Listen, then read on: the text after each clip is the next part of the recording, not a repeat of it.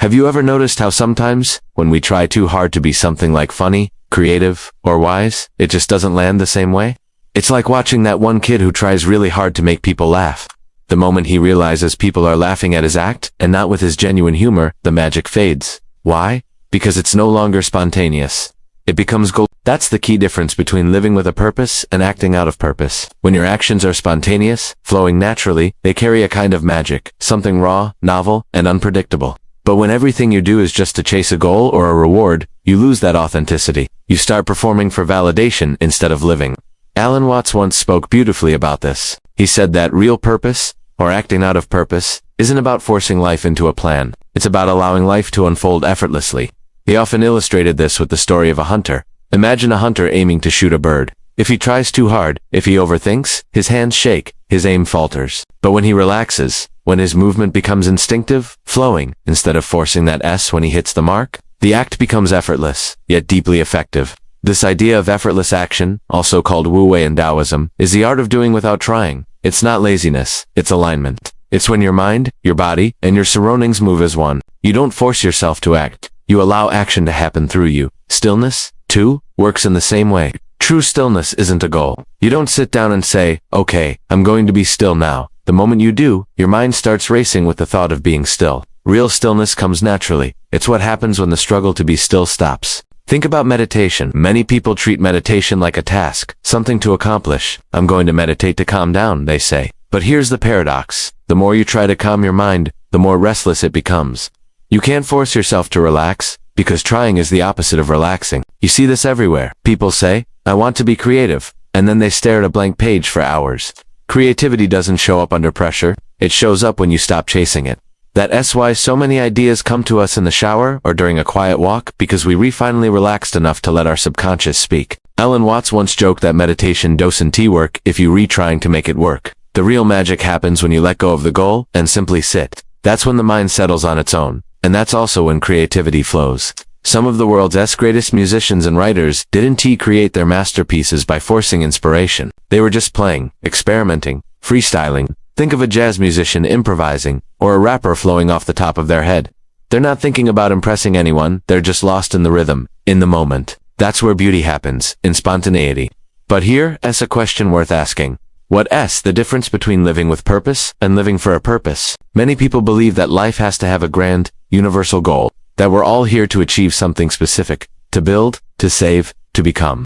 But maybe that's where we overcomplicate things. Maybe life doesn't need a goal to be meaningful. Maybe living itself is the purpose. It's like a dance. You dance to reach the end of the floor. You dance because dancing feels good. You don't play music just to get to the final note. You play because the act of playing is the joy. So why do we treat life any differently? We chase goals, money, validation, and success as if there's a finish line somewhere. But when we reach those goals, we often find ourselves wondering, what now? Because the truth is, the joy isn't in the finish, it's in the flow. Religious texts have wrestled with this same question for centuries. Whether it's the Bible, the Quran, or Eastern philosophy, they all circle back to one idea, that life isn't about reaching a divine scoreboard. It's about finding presence, faith, and peace in the now.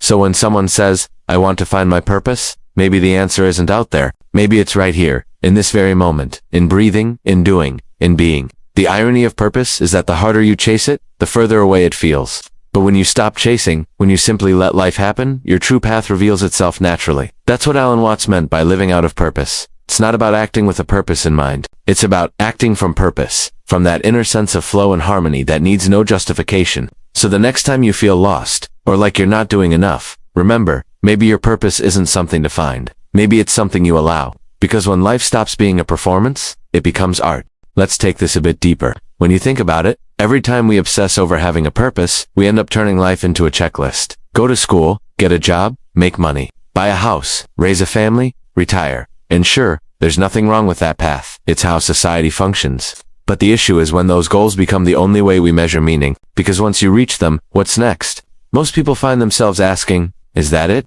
Badass. The trap of what Alan Watts called acting with purpose instead of acting out of purpose. When you're acting with purpose, you're chasing something external: success, validation, or the image of who you think you should be. But when you're acting out of purpose, your actions flow naturally from your being. You don't force yourself to be kind, or creative, or loving. You simply are.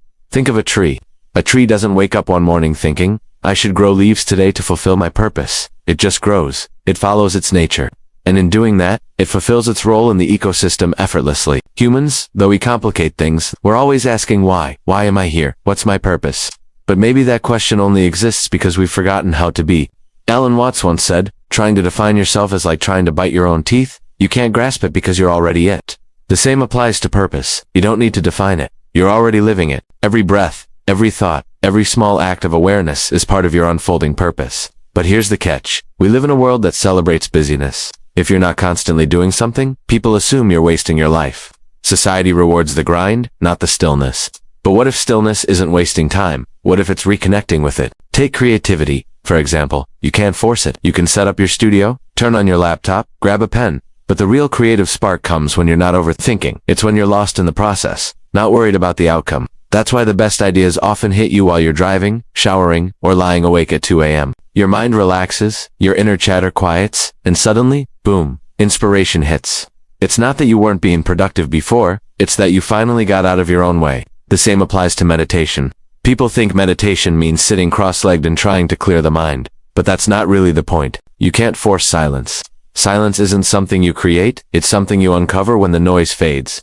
The harder you try to meditate, the more your mind resists. But when you simply observe, when you stop judging your thoughts, that's when stillness appears on its own. That's what Alan Watts meant when he said meditation is the act of doing nothing, because the moment you make doing nothing into something to achieve, you've already missed it.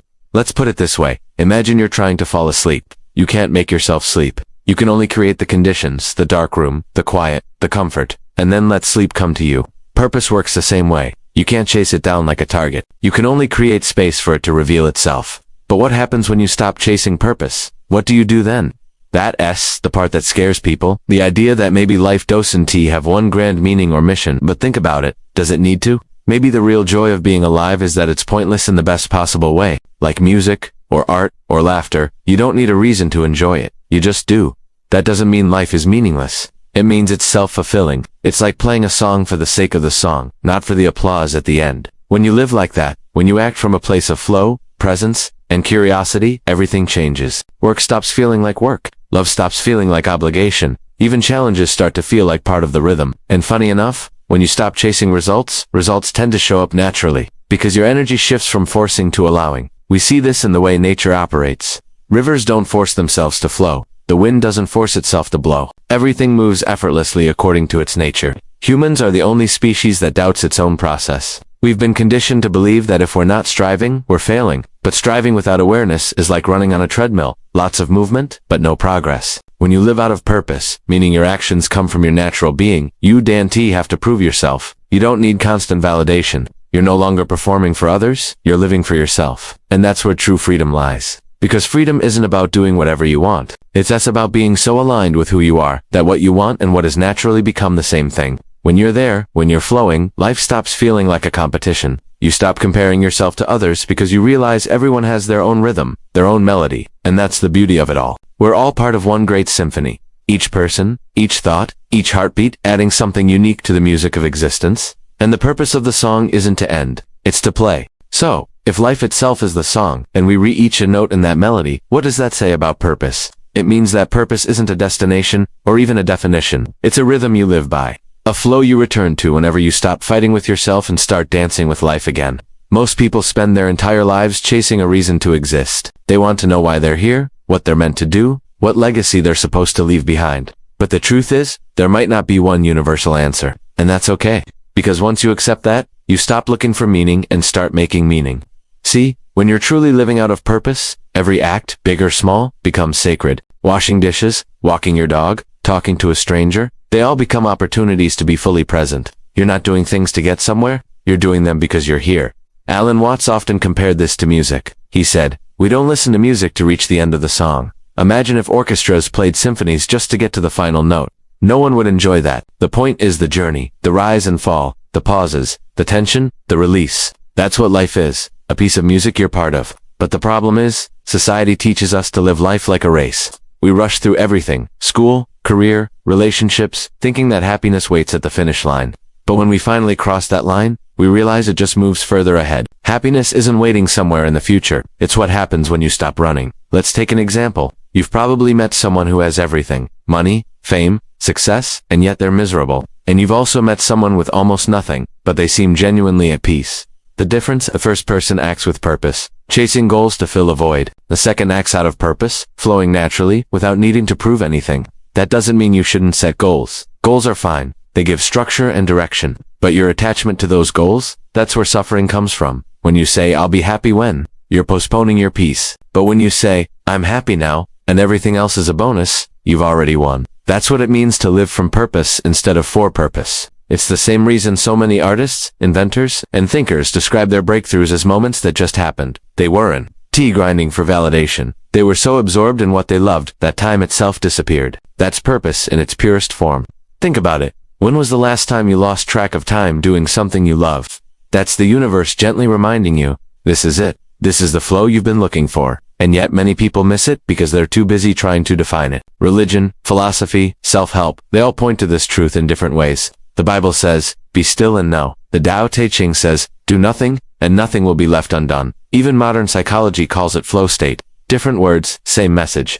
The moment you stop forcing life to fit your plans, life starts to unfold as it should. And maybe that's the biggest act of faith there is, to trust the process, even when you don't understand it. To wake up each morning not asking, "What's my purpose?" but saying, "How can I live fully today?" Because here's the beautiful paradox. When you stop needing a purpose, your purpose starts revealing itself in everything you do. The simple joy of helping someone, the satisfaction of creating something from nothing, the quiet peace of watching a sunset. You realize you don't need to be a millionaire, or a guru, or a savior. You just need to be here, truly here, and life takes care of the rest. That's the difference between acting with purpose and acting out of purpose. One comes from the mind, full of effort, goals, and expectations. The other comes from the heart, effortless, natural, alive. When you act out of purpose, life isn't a struggle, it's a dance. And sometimes you'll stumble.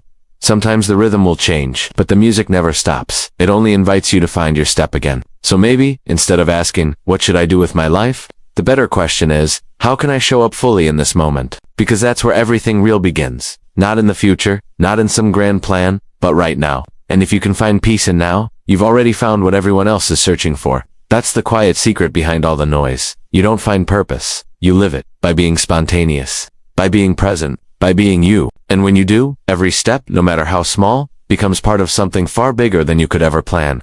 So stop trying so hard to figure it all out. Let the song play. Let life move through you. And remember, even silence is part of the music. If this idea resonated with you, take a moment to breathe, slow down, and notice where you are. You're not behind. You're not lost. You're exactly where you need to be, living out of purpose. Thanks for watching.